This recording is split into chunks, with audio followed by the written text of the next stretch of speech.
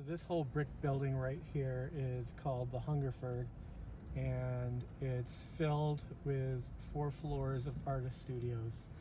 And it's been home to the Rochester arts community for years. The big change that kind of happened in the last few months is it's under new ownership.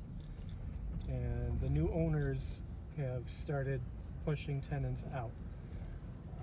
What that means is they're trying to take over certain parts of the building and make it like high income housing units, like really nice apartments. And what they're doing is displacing a bunch of different artists, which means that the Rochester art scene really doesn't have as much room to do their thing anymore. So I'm trying to change that. At the same time that we're dealing with the artist problem, there's another problem here. This is a company I started about 10 or 11 years ago called Rochester Greenovation, and they're having some problems with the current building. There are a lot of leaks in the roof and it's ruining a lot of product. So we're just trying to figure out a way to kind of put together the two problems, one with Greenovation. There's another nonprofit in here called Keeping Our Promise that helps refugees. And then the artist problem, and we thought, well, why not figure out a solution to fix both problems at the same time?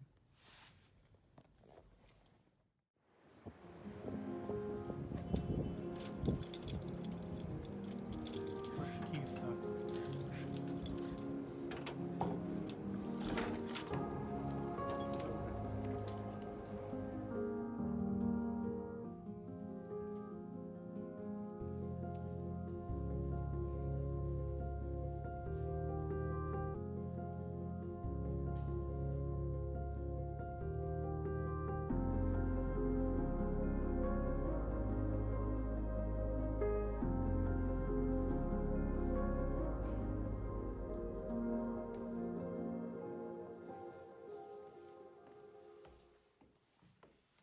So the thing I do for work is I help small nonprofits and artists come together and combine resources and really try to problem solve, because a lot of them don't really have business skills. They just want to be artists, or they just want to help people.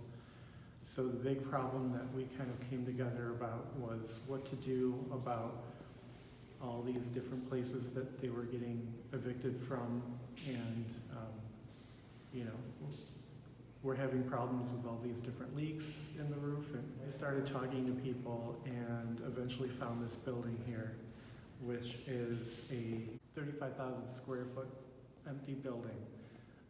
There's a artist community next door. It's called the Refinery. I did a quick look around and realized that this would be perfect for a bunch of the artists and a couple of the nonprofits that we needed to find new homes for.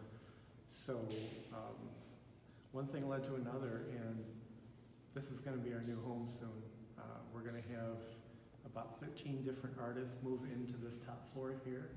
We're going to have retail down on the first floor that's going to serve a couple of different nonprofits, including Greenovation. And yeah, we're going to make this a really cool spot for Rochester arts.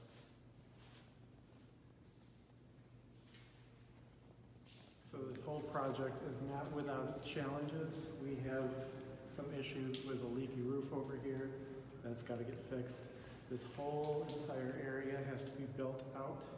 We need to basically create artist studios from the ground up, and that involves a lot of framing, electrical, plumbing in some areas. So there's going to be a lot of expensive stuff. We're going to have to start fundraising for it pretty soon, which means probably going to have to hold a big event or something and raise a bunch of money. I'm just really excited for the potential of this space. This is going to be about 13 artists up here. You're going to have to use your imagination for now, because it doesn't look like much, but in a few months it's going to be a bunch of different rooms and really cool spaces, and there's going to be a lot of art happening up here, and It's going to be exciting.